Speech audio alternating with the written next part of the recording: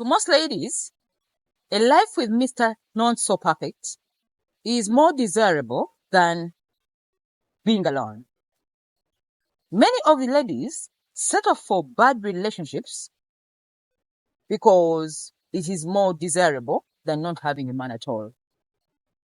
Therefore, in today's session, we would like to expound more on these excuses, the reasons why women stay in bad marriages, in bad relationships, even when they've seen all the telltale signs. You see, from time to time, we've been introducing to you these red flags, the telltale signs of toxic relationships, of damaged people, etc. However, many women choose to stay even when they know all this. As long as you're converting oxygen into carbon dioxide, what I mean, you are a breathing being, staying in a bad relationship full of excuses does not change the story, even after 10 years of staying in that bad relationship. It sets you up for future emotionally draining experiences, which many women go through after a period of time. In today's session, let's take a deep dive on the excuses women make, ladies make, the good women, the nice girls, the excuses you make for the bad guys, the excuses you make to stay in these bad relationships, the excuses you give your families, your friends, even to yourself, just to stay in this not so good relationship. Let's look at that today. I'm Dr. Mariam Nabuja, Ladies Guide, your emotional wellness guide. She's a lady, she's a Cancer. Previously, we had a session on toxic relationship, toxic partners, and the 8 signs you should look out for in a toxic partner. If you missed, we expounded more on these telltale signs and the things we overlook most of the time when people have become toxic. We noted that relationships which are toxic usually end up in broken homes, broken hearts, as well as broken emotional lives. If you don't pay attention to your emotional self and you attend to toxic relationships, or you are with a toxic partner, it can lead to all these other emotionally unfulfilling experiences in the future. To watch the full video on this session on toxic relationships, the link has been provided in the description section below. Watch and don't forget to subscribe and share, because sharing is actually a caring. That was said, let's dive into today's session. Excuses women make for men just to stay in bad relationships. You see, women, you are naturals. Ladies, we are created to nurture things. That kindness is natural, most of women, okay? However, when we are in relationships that are emotionally abusive, we tend to give up all we have. We give up ourselves, our life, ourselves, everything, just to stay in a relationship. Okay? And this damages women as time goes by. So as you grow into an adult woman, you tend to be very bitter. Many of you become bitter. They regret a lot for the wasted years in bad relationships as well as bad marriages.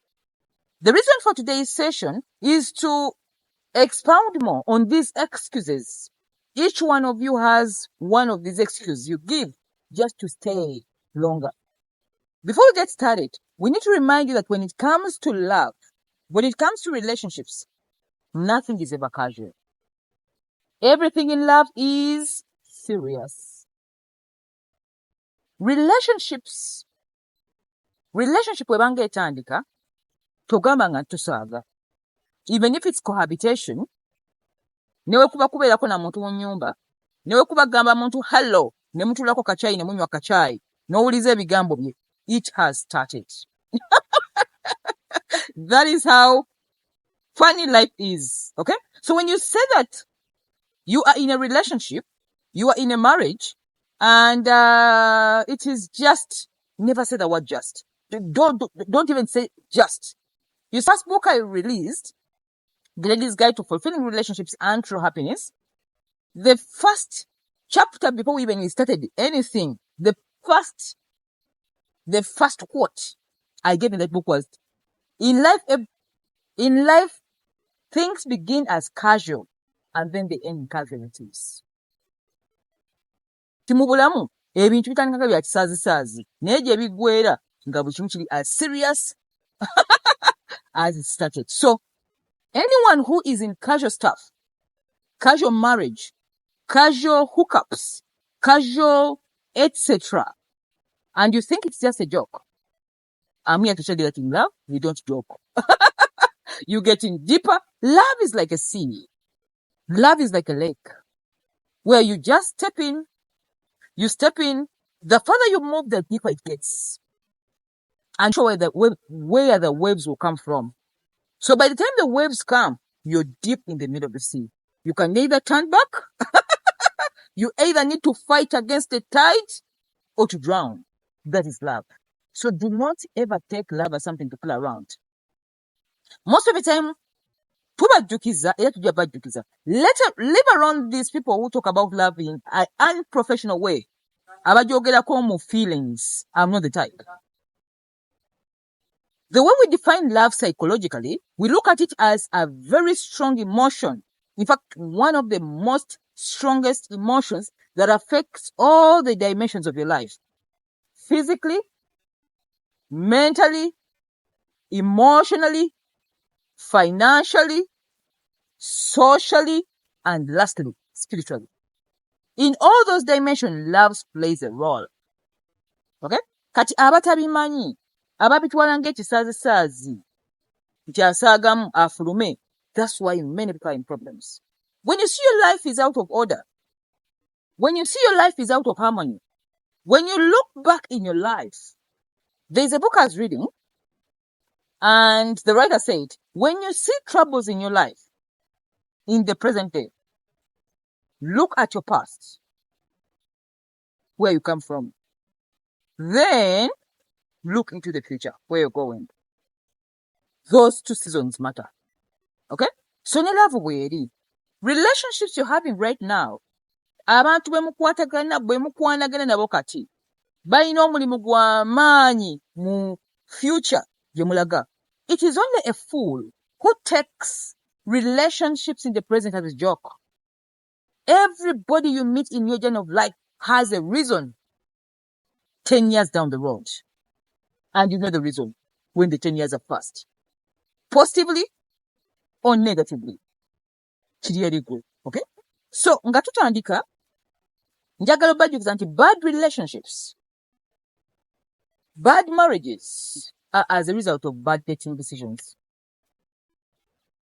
You saw the red flags. You saw the red light flags nga ziri clear. You ignored them. N'oyingira mu nyanja. N'oteekayo ebigere. Kati oli wakati. Ogenda mu maaso, amayingo gajja. Bw'oddayo emabega, tokyasobola. So most of the time, that's when many women now start making up excuses why they should stay in something which doesn't work. By the way, I need to remind you, and I will always remind you, the decision to stay or to leave is one of the best decisions anyone can ever make. Okusigala mu kintu, okweyongerayo, okustopinga, okuletting go is one of the best decisions any person can make in life. Not only in love, even in other sectors of your life. Business, association, career, change of countries. Every decision matters when you're to end something and to move in something new. Buli kimu kirina okusirika ogamba ngenda because toyina kusalawo bubi. Okay? So when it comes to relationships, we are not saying that you should close your bad relationships. No. That is your personal decision. The reason for all these sessions we give you is to enlighten you is to highlight all these things so that when you're in the middle of the sea, you remember as we're told. Omuntu eyagambibwa, eyawulirirwa, gwe baagamba, tabanga gwe bataagamba. Waliwo enjawulo. Tewali kwekwasa. Ng'oli wakati wakugamba. Okay? So omuntu waba awareness precedes change. Bw'aba ategedde kimwanguyira okukyusa than atategedde at all. That is the reason why we give you this. Okay? So if you're in a relationship characterized by excuses, nga gwawolereza omwami, gwawolereza omukyala, abantu bagamba towulira, buli kye bagamba oleetawo akantu akalaga nti kamba nnyonnyole, olaba nga bitandise kuba byakunnyonnyola, the relationship has gone bad. We don't say every relationship is perfect because they're not perfect places. They're not perfect places in life. But when you talk about percentage, there are those people in bad relationships nga ekintu kyalimu kifu ddala. Nga I've met clients and I shake my head. There are problems we don't even have solutions for. Ng'oli olina musabira agende bamusabire. Nga lwalikira n'afuluma alifuluma. Meanwhile, not every relationship is easy to move out. Kyembagambe nothing is casual. Oli wagamba ekigambo nti let's move in. Mutunulire maaso mugambe are we ready? Because it's not a joke. Okay? It's not a joke. So let's look at these excuses you make and then tick the one you make for your loved one. Abakyala muwolereza abaami. Oh! Meanwhile, kankubuulireko mukwano gwange. Bw'obanga ne mukwano gw'omukyala n'akuza mu biboozi by'abasajja baawe, bannange mbabuulire. Oba na kibagambako, tootawana kweko bigambo bye. Apart from us who are ordained to give direction in relationships, ate obubikira folusi batukubiramu. You can see a couple omuntu ajja ewuwo nga ze muyamba n'omugamba amazima ddala n'agamba omwagalwa nti naye kansala yaŋŋambye n'akikubawo nga bamugambe kyakyama n'omugamba oba ntoyega kino kankulage kiri bwe kiti naddala n'ayogera. Balina awantu babakwata bwe bati oba babakwata waawo bannanga abakyala babakwata waawo n'ayogera ne byatalina kwogera. Ekitangaala akirabye n'omugamba mukwano gyangu, mukwano gwange nga ndaba toteredde olumirirwa. Omusajja oyo nga ndaba si mutuufu, n'awuliriza abanga akutegedde. Baba baliyo mu biseera byabwe by'eddembe ng'akikubawo. Munnange twabaddeeyo. Omanyi nti Faith yaŋŋambye nti no wonnimba. Omwami n'agamba tegeeza n'emikwano gyo ginjogerako nti ng'omwami akukomerawo. So temutawaana kubuulira bantu, ogwo si mulimu gwo. Okay? Omulimu gwo kubeera mu friendship toyingira mu maka ga muntu kumubuulirira. Kubanga si kuyitibwako. Okuggyako ng'oli muntu w'amasinzizo obanga wayitibwa kola mulimu guno. Temwetumikiriza. Mujja kutabuka n'abantu. Bino ebyalaabu tebabikwatako. Oli n'owoomulaba nga bamukubye ng'atonya musayi bw'ati nga mukwano gwo tajjanga n'akaabira ebizibu bya musajja. Mumukaabe. Aba akulimba. Kiri balina babakwata bwe bati. Naye bamukubye. I tell you there is a case I was handling one time. Omukyala nga kiri obvious bamukubye nange nenzikiriza nga mmanyi nti ategedde. Oba yamugamba biki? Omwami yamugamba oba kwata wawwa wesitayagala kwogera. Omukazi yadaga Mariam twateredde. Abivuddemu. Tuli bulungi kati. Tulina twatunda bwe tutabannanga aba. Bano bwe batusaayanyiza bwerere. Kyogera polisi yabigoba yabaabakoowa dda. Polisi temuzituuza mu bintu byamwe ebyalaabu. Baabikoowa dda. Baakoowa ebintu byalaabu kubanga byonoona obudde. Mubeera mu makooti mulwanira biraabu mutuuza mu biboozi byammwe n'amakooti gaabigoba. Mugenda mu kooti ng'owabalaabu. Tebabiriiyo. Omusajja lwaki tampa kitiibwa? Ate bagenda obbaza babbali bwe bati nga bano bali mu mukwano. Ffe batuuza mu biboozi. You're wasting our damn productive time. So I always see through this. As tantula n'abantu benyenda banga waliwo indecision. Mba nategerera tono wakunnyonoonera biseera. Tonzitya budde bwange. Kati mmwe abatula mu biboozi bya laabu ne mumala ebiseera nga mumwogera mutaasa mukwano gwammwe mu kifo baleeta mu therapies bayambibwe asasule ku ssente bw'ati alabe tekitegeeza okubeera mu kintu ekyo wanaasasula ku ssente kimutama. After paying money for therapy, you will feel the pain of being in a relationship which is not working. But as long as you're in imboozi munyumya biboozi, abazza ku biboozi bya caayi, muli mabaala, mubinyumyako, tajja kumanya impact ekyalimu. You will talk on and they will never understand you. Therefore, tomalanga biseera nga muli mu mboozi za laavu. Ekyo nkibagambye. Oli ne wajja nga agamba bankubye ekiro, buliriza bw'oti, omugambe munnaye ng'olabye. Kati ogenda okukola otya? Tomuwa magezi, tebabiweera ku magezi. Bino ebya laavu kyama. Kyama. Oli ne wajja nga balina bamukwata bwe bati n'akyuka. Obwongo ne bamulimba. N'abanga atalabye katini neddako. Shuu! Ffe twateredde. Zibaasasaba couples ziyombera after two kansa tuli bulungi kati n'ogamba ono bamukuttewa bannange nsirika ngamba muyongereyo sikyamala biseera byange. Okay, we've learned the hard way. Okay, so then these are the excuses women you make for men to stay with bad guys, bad relationships, bad etc, just to make yourself feel good. Relationship eyongereyo mpaka w'olinnya mu nnyanja, ebigere nga biri wakati bw'ebiti, amayengo ne gajja ne tubiyingiramu ffenna, n'ogamba kale nakiraba luli emyaka 5 emabega, emyaka 10 emabega, oba wakiraba n'okibuusa amaaso. Okay. So let's begin with excuse number 1. Excuse number 1. He had a bad childhood. Bambi yagula na maama we stepmother. Bazadde be baafa akyali muto. Yayisibwa bubi. Oyo yayise past. Buli wajja maaso ko akukaabira bizibu bya past. Obanga ayagala omufuula emman n'aga okwefuula boy. It's only boy men or a man boy anyumya past in the present. Every man must be mature enough to know that self-management, personal development, and who you become does not matter where you come from. Whether you call n'oba wava mu nnyumba nga muli banako, osobola okugaggawala. N'oba wava mu bataasoma, osobola osoma n'omalako degree ne bakutikka n'endala. N'oba wava mu maka nga tegalina ddiini, osobola okufuna eddiini. Life is about you, the way you manage yourself personally. Tewali kwekwasa. Don't say your parent never took you to school. Never give such excuses in life. Don't say I wasn't parented. Life has given you chance. The moment you're beyond 20 and you become an adult, it is time for you to take charge of your life. Period.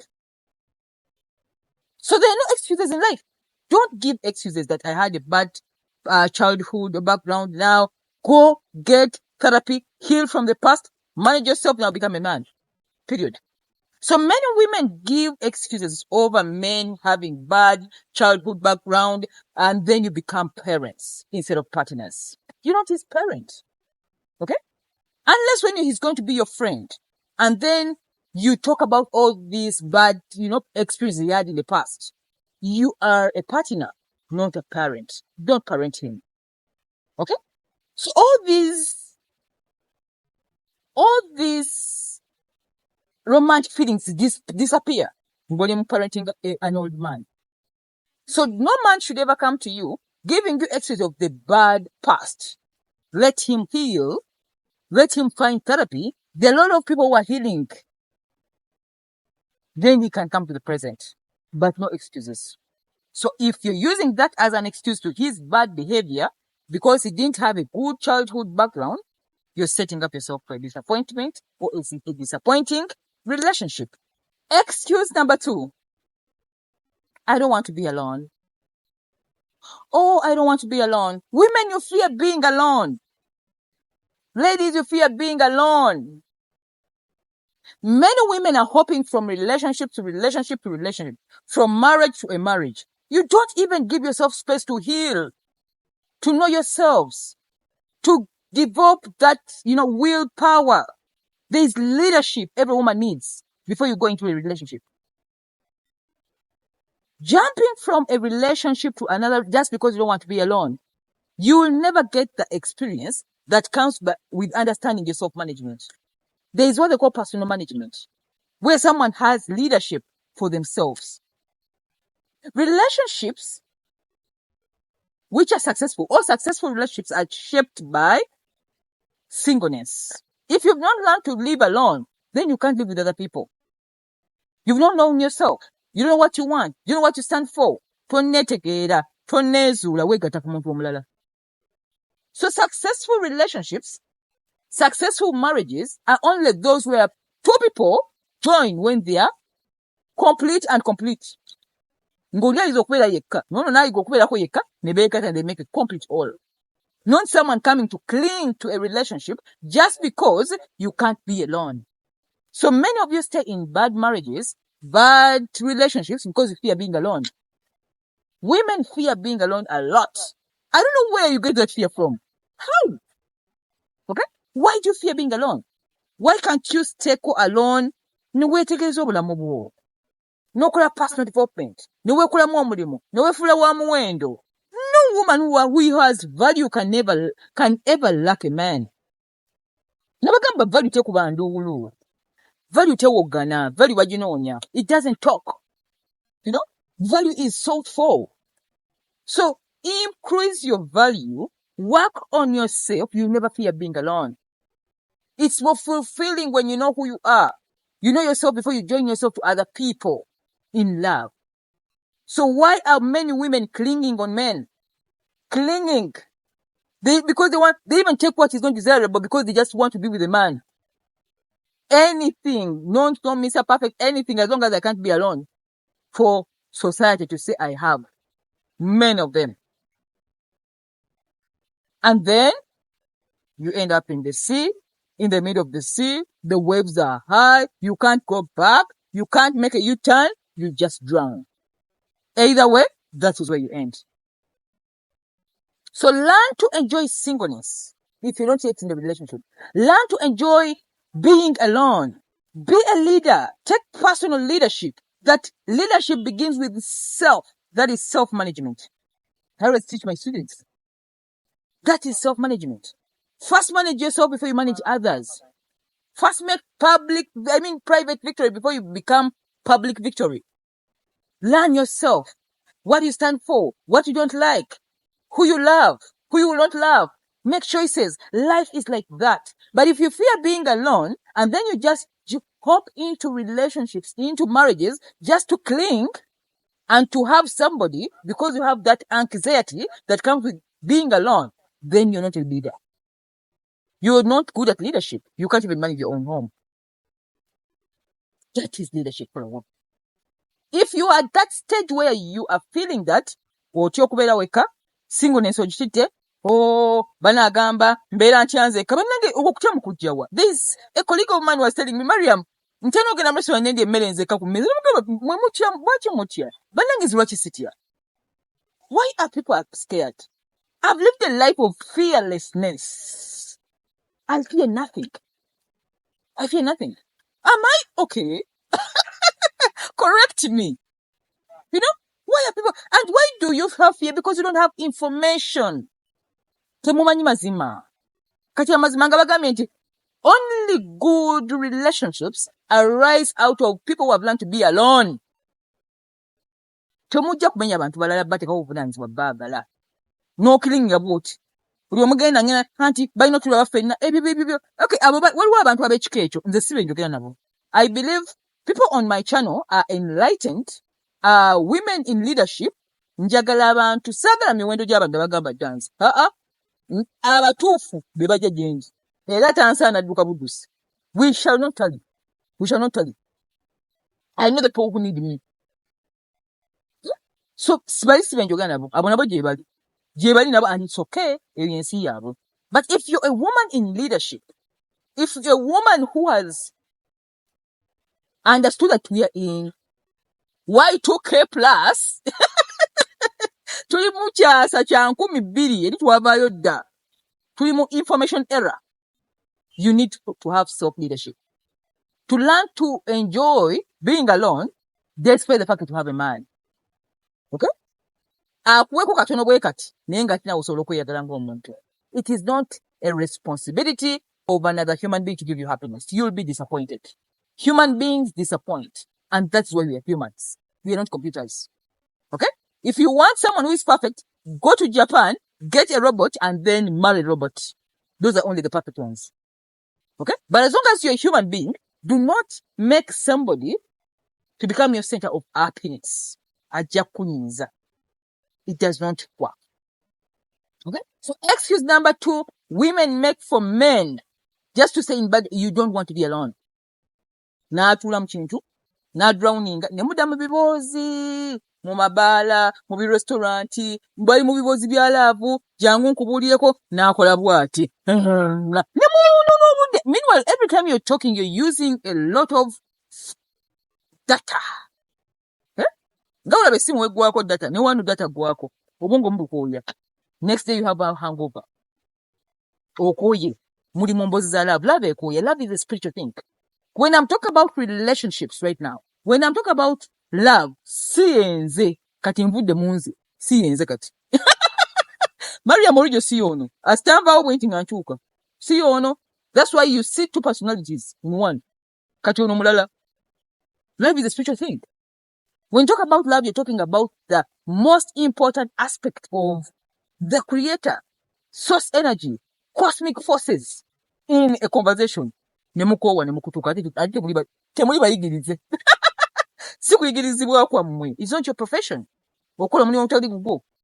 Nomala ng'okooye nyonyonyo, ogenda mbuliri ng'okooye. Kyobula mujja mukooye. N'okala emimwa, n'ogamba ha. Kubulye doctor. Ng'oye. Lwaki kikooya? Nga tolina kyeweetisse. Kigenda kuli kwennyini ku mwoyo. Ne kikutula bwe kiti. Love ekutula. It's a spiritual thing.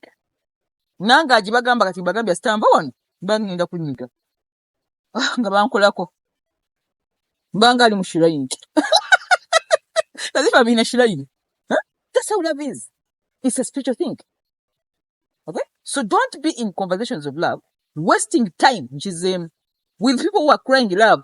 Nga toli therapist. Charge them. Bagende bakoleko. Nga wagamba bayi nga mukwano nkoye bibiri myomotwe. Kangendeko mu spa bankoleko. Bakutereza omwoyo. Spas are very important. I don't know where I would be without spas.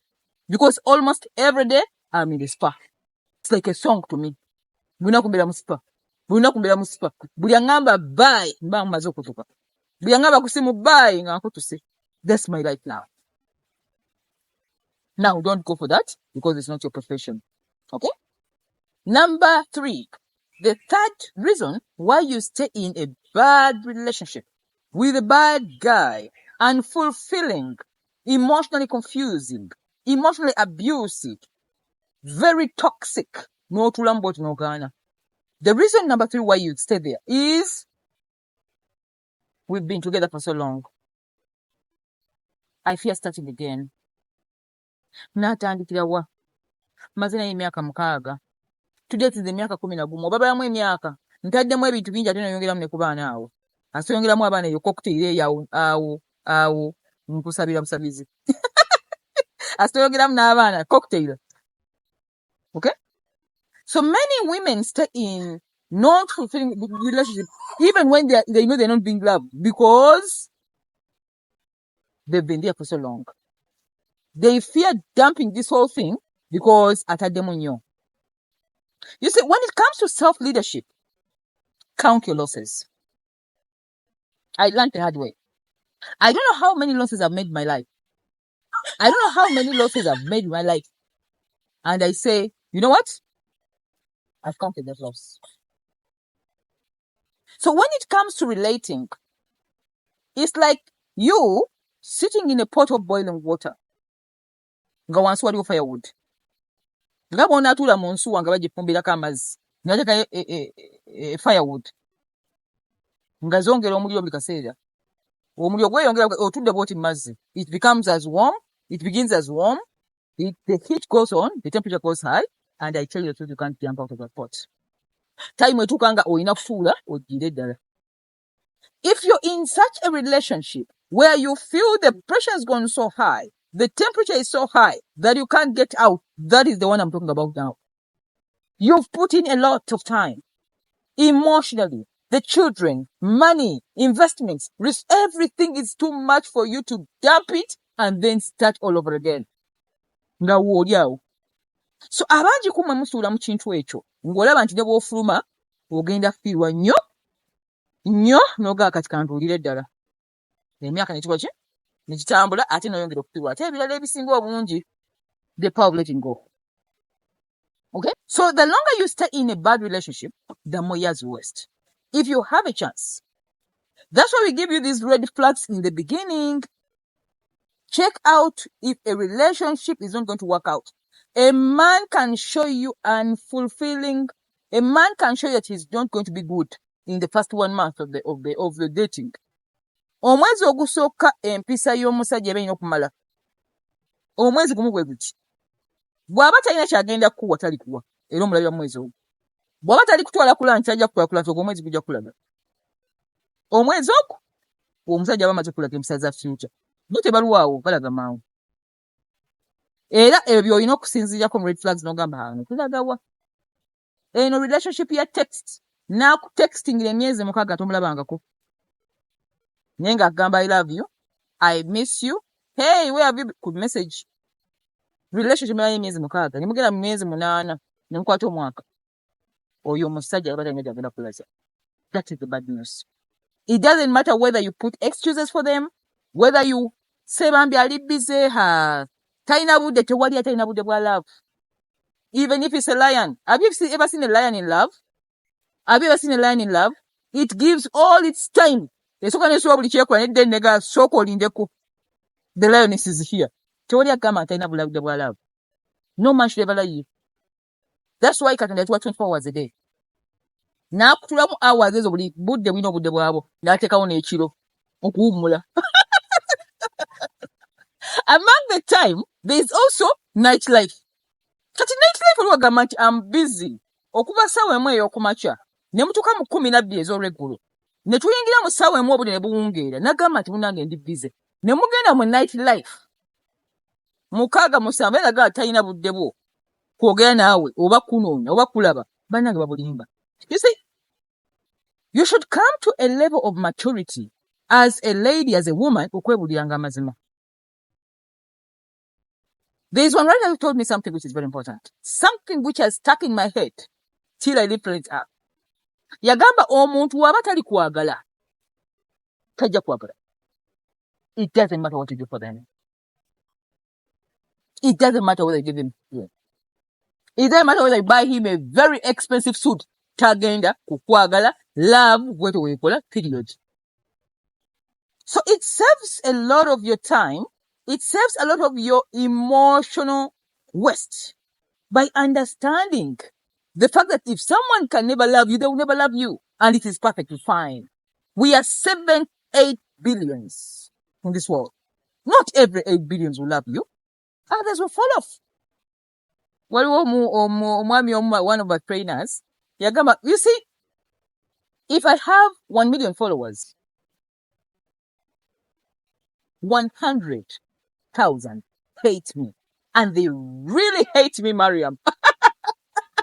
Imagine if ku million y'abantu emwagala, emufollowinga, emitwalo 10 gimuwalana ate kuli okukyawa kwennyini. Nagamba, but do you think I even care? I've grown to terms with it. The more numbers you get, the more haters. Bw'oba followers olina 5,000, manya 5 tebikwagalirako ddala si biri ebyokusaba but real hate. So let's learn to come to terms. It is simply omwagenda kwagala. And it is okay. Temuforcinga kwagala. Temukaka. Kugamba eri agambye miliyoni emu eba kugoberera ate emitwalo 10 gigenda kukyawa. Kati ye kiyakimanyiira. Kati olina wabeeyi n'agamba Mariam sikwagala. Do I really care? I don't. I've grown to terms with that. Some will see the angel in you, others will see the devil in you, and that is a perfect thing. Because that is life.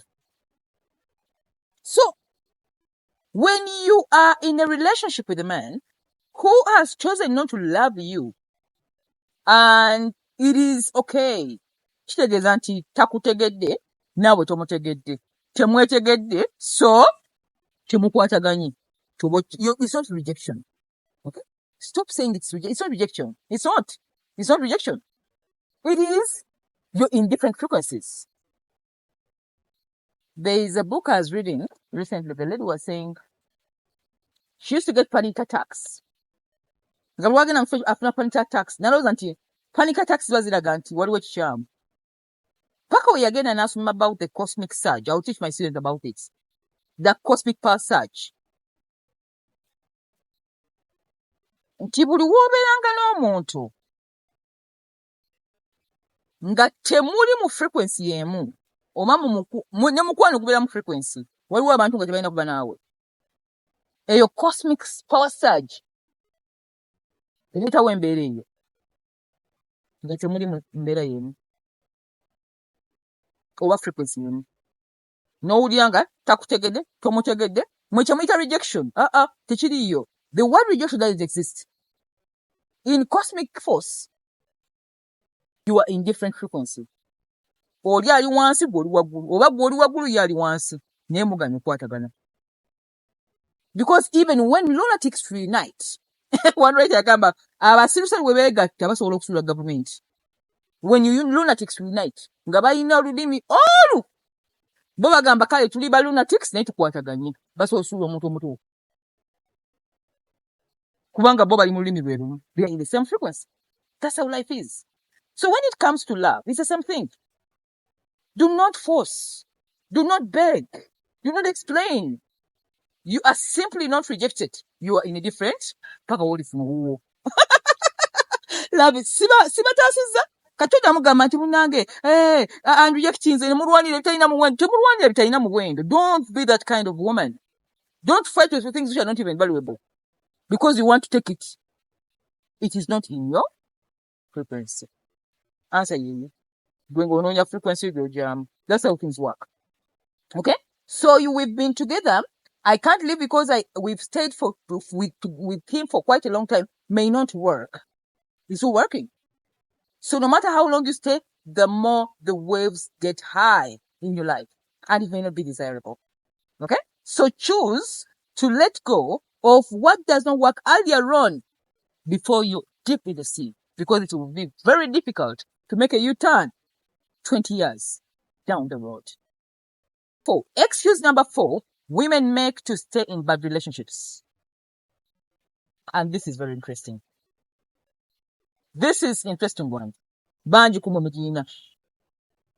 We slept together.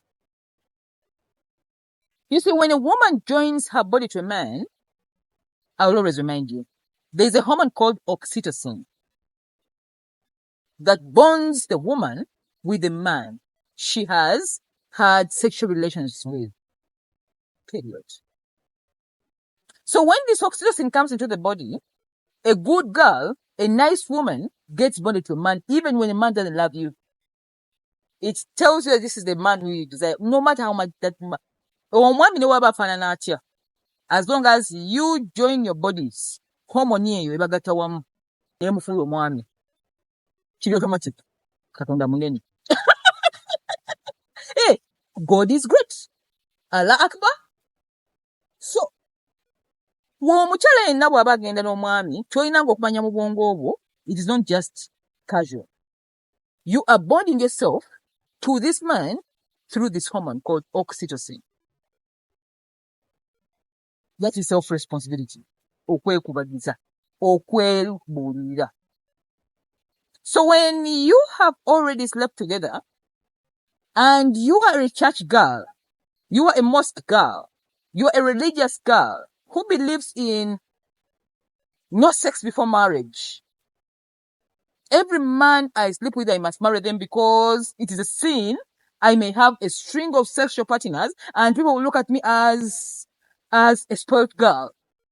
Endowooza mugimanyeeyo ey'abakyala babeera mu church nga yalowooza nti buli mwami gwatuuseeko alina okumuwasa kubanga beegasse wamu kaakati bajja gamba atemba ntya kono nengenda kumula ekyo kibi nnyo. Omuzannyo guli mulaavu mwe bakyaki gaalo mosiki gaalo omuzannyo guli mulaavu. Bino birala si bino si bino byo birala bino ebyalaavu birala. Okay? Everybody is a sinner, including your father and mother. So when it comes to choice of mate for marriage, Many girls settle for bad relationships because they've had sexual relations with a bad man and she can't leave because she's a church girl. She's a mosque girl. Bajagamba, wampisa mbi. Katika mutwale out of guilt. N'afumbirwa because she was a virgin. Perhaps, I hope so. Abadde virgin.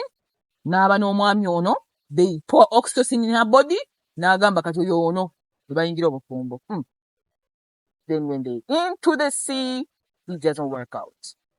Reason is because I was a virgin. Ladies, remind us, who among you is with a man they lost virginity with? Tell us in the comment section below. Omwami oyo kyali naye. The one who took the goddess. So many women fear living such relationships because they've had sexual relations with this man.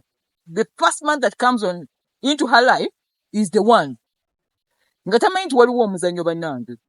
It doesn't matter what your past is. And no man should ever know your past. Whether you've had 200 men or 20, 30, that is not a story you should ever tell a man. That is a secret to keep. The point is, who you become in the future matters. Okay? So, staying in a bad marriage, in a bad relationship because you've had a sexual relation with a bad man and you're a church girl, religious, and then you settle with less, kubanga oswala, okunoonya omulala, oba okugenda mu kimu mulala, oba okugenda ku mulala, kireese abakyala okusigala mu relationships ezitalina makulu. Dr. Maria Mabuja, Solitude Guide. The only channel where you'll find useful content you find nowhere else. Researched, endorsed, professionalized. The fifth excuse women make just to stay in a bad marriage or a bad relationship. He will change. He is changing. I'll try to change him. Bambi, tayagala kwa nenja gezaako musupport. You see, women you give yourself projects. Love is not a project. You're not giving this person a mkoleko project into kwagenda omukyusa. Bannange netta. A man only changes for his mother. Is his mother changing him or himself? No woman. If there is any woman among you who has succeeded in changing a man, no mufule kyoli oyagala. Nga tugamba babawangadde nabo. Ngoli myaka nsogamba omwami wange namukyusa n'afuuka bw'ati naye nze yamwekulirako. Tubulireko wansi awo. Wamukyusa otya? Because research says no woman has succeeded in changing a man. Teri mukazi akyusa musajja. Era wanasooka n'akulimbalimba n'agendako omuga munnaye nze njaga musajja wa ddiini ng'agendako muzikiti ng'akubuzaabuza. Abanga ayingedi ng'addayo mwenge. You will not succeed. So he is changing. He will change is the excuse you're making to stay in the bad relationship and it does not work. Okay? It doesn't work. Okay? Marriage doesn't change a man. Relationships don't change a man. A man changes himself. So if you see a broken man with bad habits, he's deadbeat, he's bad with money, he's a womanizer, you can't change that man with loving him, with marrying him.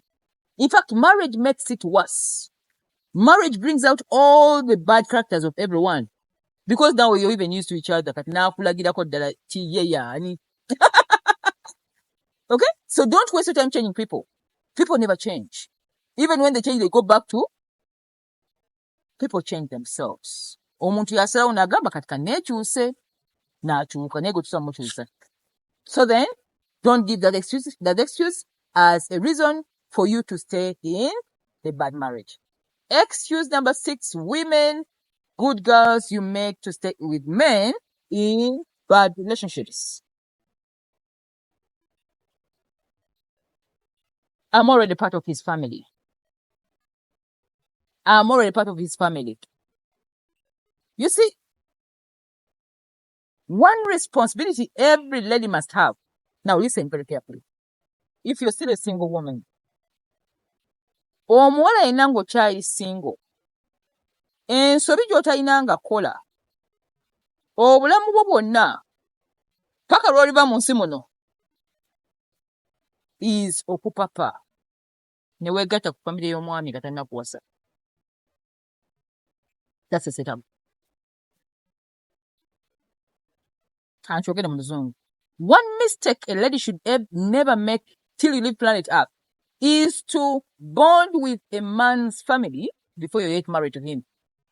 That is a scam.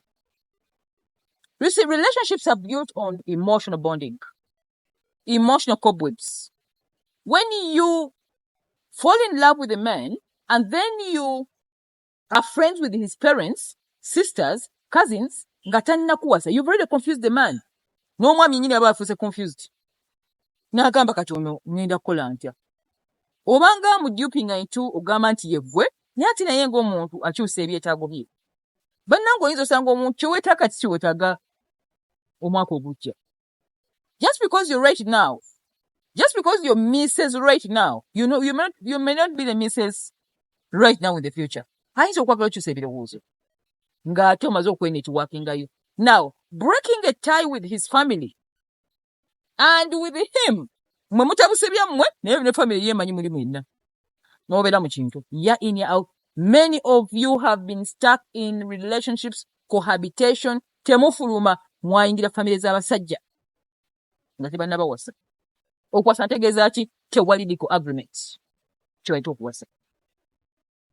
Kati watuukayo okwagala okwatwalayo wuwe waliwerawo olutalo musika muguwa ne musika omuguwa. Kale osobola omutwala mu manipulation, but deep inside that man's heart, deep inside him, emotionally ajja disconnected to you.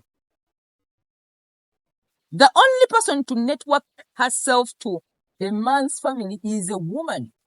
When you see a wedding date set, an engagement ring on your finger, and then kirikiriya wano nti akusuubiza wali katandika networkinga. Ne bw'oba mukyali mu dating banneemwe wali family z'abasajja. Ne bw'aba akulaga sister we yingira mpola. Jangu meet my sister. Oh, my sister is married. Yingira mpola. Bagenda kusuula mukwano eno ate nga wali tebikozi. Oyingira mu kavuyo. So, if you're in a relationship with a guy just because of family, you will occasionally see all your life you're setting up yourself. Whether the family is as important as what, whether he's a minister's son, whether he's a president's son, it doesn't matter which family it comes from. It's about the two of you. Never marry for family. Marry for yourself, the two of you. Toyingiranga family mpasa mu family kubanga bakitibwa bannange mujja kutomera mu people. Mpasa mu family kubanga family y'abagezi ya bachi ya baloya. What are you talking about? You may enter family and then it's the worst marriage you can ever have. You're marrying for what? For people you're going to see on occasions, introduction parties, and then you stay in a bad relationship because of a shiny family. The only reason to enter a relationship is the two of you. Are you in? Awo, owali ensonga awo. Omwoli munda, munno mubuuzanga muli aba. Kudakiika esembayo, tumukwano tuyinga naye mwoli. Tujjawo bino byonna. Don't marry a family because tuli bagezi nnyo. What are you talking about? Don't go to a family because your family babeera bagagga. Yes, babeera bagagga oyinza obutafunayo ssanyu. N'osigazza kigambo ekyo kyokka. Oyo munne baamuwasa mu family y'abali. Abeebweru bwe babakubirenga olinga gw'oddayo kwebaka ogamba even the family in your heart is better than me. Bw'otuuka ku mbeera eyo, it is a bad marriage. It is not worth it. Start taking your excuses. Zino zonna buli omu alina waagwa. Nange nina wange wengwa. Nalabyewo dda. Bino byenjogera nabagamba nange ndi mutume nange neekubiramu. Si kuba mmwe nange neekuba. Nenerinnya tugamba ne wano neekubye. Bwe mazanga ne yako nange kankubiddemu. Ndi mutume. I'm a messenger. So temunvumanga. Totawana ku social media kunvuma. Nagamba nti agwo. Anvuma block. Buli anvuma tukublock toyiddamu kundaba. Nze nagamba sinoonya numbers. Okuyitibwa okwange sinoonya numbers. This is not an entertainment channel. Tuyimba nyimba. I'm not a musician. This is an edutainment for a particular set of people who are ready for awareness, empowerment, enlightenment. Ngabanoonya luguudo, I'm the ladies' guide. So I'm not going to guide emitwalo gy'abantu, emitwalo 8 gyetaaga guide. Really? Huh? Nange, I've come to terms with that. I don't need emitwalo munana gigaidinga. Okay, if I guide all of you, ani anaabula? Abamu balina kubula, musigale mu kavuyo. Ensi ekole order. Hey, order webeera. Some people will get lost for the world to exist. So we don't need emitwalo munana egy'abantu wano. Tetugyetaagawo. And I'm to terms with that. This is a guiding channel. It's not entertainment. Tetuyimbyawo nnyimba. This is education in entertainment. Thank you. The 7th excuse you make to stay in a bad relationship. I'm never going to meet someone as good as him. Sigenda kufuna musajja mulungi ng'oyo. Bannanga nsanyusa. Naamujja wantegeera. Na musigala mu bintu olw'ensonga mulowooza nti ki? That's scarcity mentality. Scarcity mentality teri mu bino bintu byokka byokka eby'amakiriyo. Ne mulabu mweri. There is someone out there in the world who is exactly like Mariam Nabuja. Exact. Even better. There's someone out there in the world who is exact like your husband, like your boyfriend. Jali. Budde wokka. Bumana omufuna. So when you're in relationships, where you think that omuntu otagenda kuddizibwawo, he is the one yantegedde. Anti yasinga yanyirira. Bannange otaddiz. Waliwo abantu, nkimanyi bannange waliwo abantu abatasangika kati nga nze. We are rare. Omwami kimuli kya ndaggu tekirabika. There are people who are rare.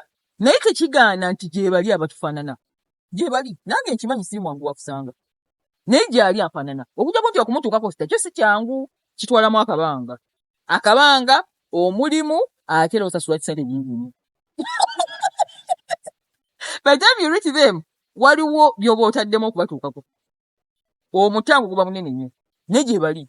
So when you see that you have something very important, you don't want to let go because tekifunika. Genda osabe Katonda omugambe munnaye ndeetera omuntu afaanana ng'ono ate nnyongere namu. Gye bali. Nkimanyi nti waliwo abantu abali abatasangikasangika gye bali. They are few. Gye bali. Naye tekigaana nti waliwo omuntu ayinza okufaanagananga. So teweesiba mu kintu kubanga omuntu tojja togenda mulaba. Nti oba omuntu yeefudde nti talabika. Okay? Excuse tugijjewo. Okay? Saba abantu gye bali. Oba kkiriza nti oyo si yewuwo. Anoonye banne. We are not for everybody. There are people who are not made for everybody. Nze mbagambe nseetaaga na mitwalo. Mwabeerako omuntu agoba numbers. Nze ne wemba nkola bantu bagamba saagala bantu banja saagala. Kubanga nkimanyi siri wa buli muntu. Okuyitibwa kwange si kwa buli muntu. I know. Era buli ali kuno ng'oli mukyala ng'ondaba mmanye ekika ky'omukazi andaba kati. They are leaders. If it's a man is a leader, I'm called for leaders. Not in politics alone. Leadership. Omuntu alina eddaali yatuuseko mu bulamu. Si bano abakyali mu kavuyo ababaka bye sibalina. That's not my calling. No balina bannaabwe. Basenga. Simanya basenga abo. Untrained. Abo nabo balina abantu baabwe. And it's okay. Be bantu baabwe. Abo si beetaaga. So the niche is particular to a certain kind of woman. A certain kind of lady. Be bali wamu. Nga yeezudde, yeetegedde, ayina w'atuusa, ayina kye yeekoledde, ayagala emotional support. Aleme kola nsobi. Just to remind you that emotional support, emotional wellness, ye foundation y'omukyala yina okola ebintu ebinene. Bw'omukyala waba tateredde emotionally, nga tateredde munda tasobola kubeera munene. Bakuwonere n'ogwa. Kubanga ebiseera ebisinga omala olowooza. Ebiseera ebisinga omala oli drained mu kulowooza. Tolina kisobola kukola. Ye mukyala gwe nkola naye. Oyo gwe nkolako. Ate muneebyo ba clients bange. Bannange sikusala nga mulimba. All my clients are leaders. Period. Leaders. Either in business, either in politics, but they're leaders. Nga ayina eddala lyatuuseko mu bulamu. Nga ayagala akantu bwe kati. Just ka direction katono. Anyumire bye yazimba. Thank you. Oba anyumire bye agenda okuzimba. Bw'aba abadde alina kuzimba. Oba nga agina gy'alaga ng'alabyeyo yeetaaga okulungamizibwa. That's why I call it the Ladies Guide Channel. Okay? So you are that woman. Okay? Excuse number 8. As we are wrapping it up, the excuse a woman makes to stay in a bad relationship. We are just casual. We are not serious. I'm just with him. Wenafuna omulala nga nvaawo. N'atula mu cohabiting. N'abeera n'omusajja omwaka gumu. N'abaza n'abaana n'alowooza mbagenda kera kwa kyadduke. How many of you have stayed in cohabitation relationships? Ne muzaalyamu n'abaana. N'osuubira nti ogenda kudduka amaka g'omusajja oyingira abalala. Do you think it's as simple as that? Do you know what it means for a woman to get out of a man's house? Do you know who a man is in the first place? Omusajja okutega bati mu nnyumba. Ne musula mwena bwe muti. Okufuluma ennyumba eyo. Bannange oba ali ofulumye ku nnyumba y'omusajja. Mutubuulire kwano wansi. How was the fire? How was the fire? This is reality show. So bw'obeera ng'okyali muwala muto, oba oli mukyala atannaba kula mu birowoozo, n'olowooza nti olimu omuntu casually. He's a placeholder. Paka woli kuno omugagga akutwala. N'ozaalayo n'abaana ng'ozogenda sala eddiiro, bannange mwerimba. Kamba nnyonyola ekitonde ekisajja batamunakikira. I majored in social psychology. Kutegeera abantu ndowooza yaabwe n'enneeyisa zaabwe. Mu nkolagana zaabwe n'abantu abalala.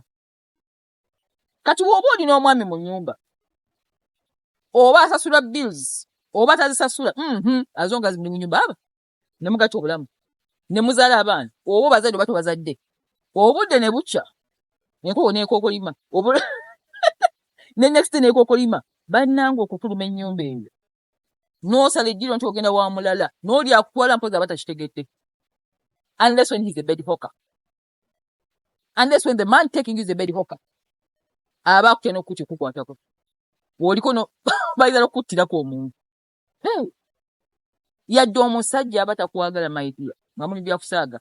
Tebabaswaza, tebajoogebwa, tebalekekawo. Buli mukazi agezezaako okudduka ku musajja, mulabe bisolo ebeerako ku mawulire, mulabe batuukako. Ojja kukaaba emyaka 10 okwekutuulako omusajja oyo. Either ng'ogenze masinzizo, oba mbasawo baganda. Okwekutuulako omuntu. Ng'odduka, ojjukuti, omulekawo otya n'odduka. How do you wake up in the morning and then you say it was a casual marriage?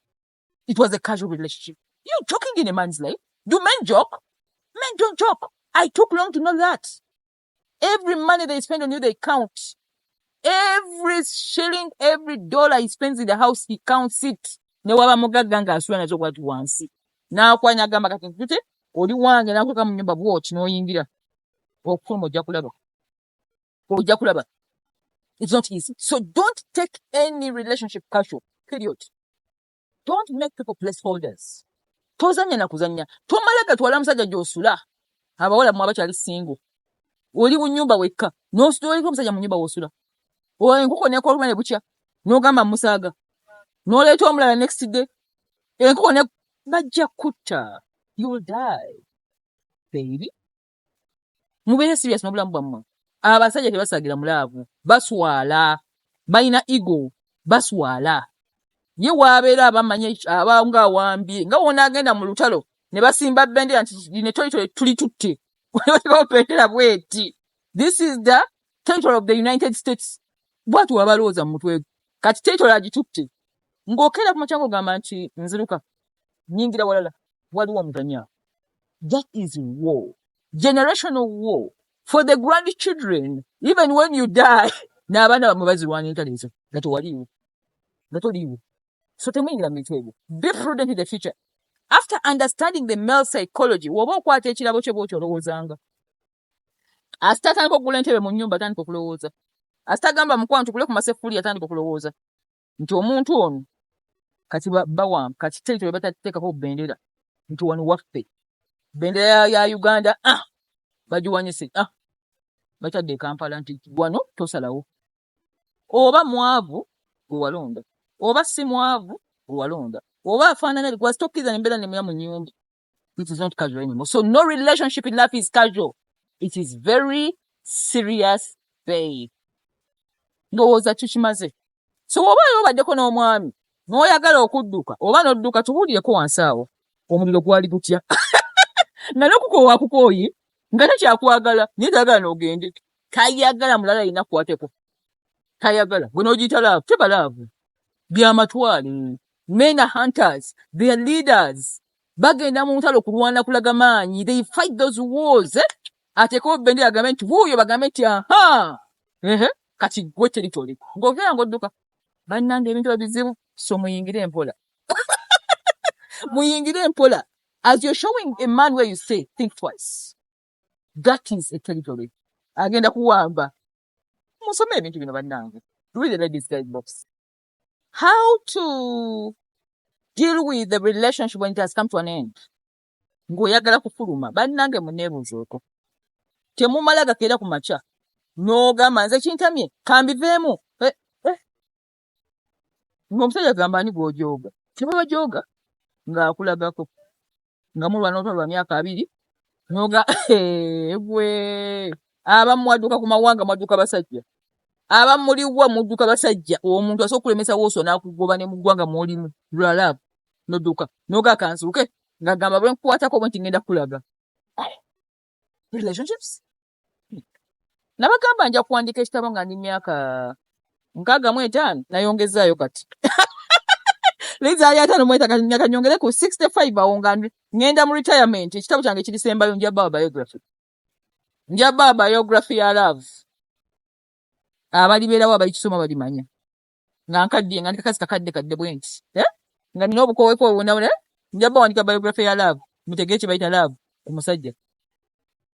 Right now, just listen and learn. Okay? So if you want to be part of this family, Ladies Guide family, please go to the comment section below. We pin the link to the membership. Choose the package that you want to belong to. Solutions. How to get out of a bad marriage. You need a counselor. Thank you so much. And I'll see you again next week. Mariam Naguja, Ladies Guide. She's a lady.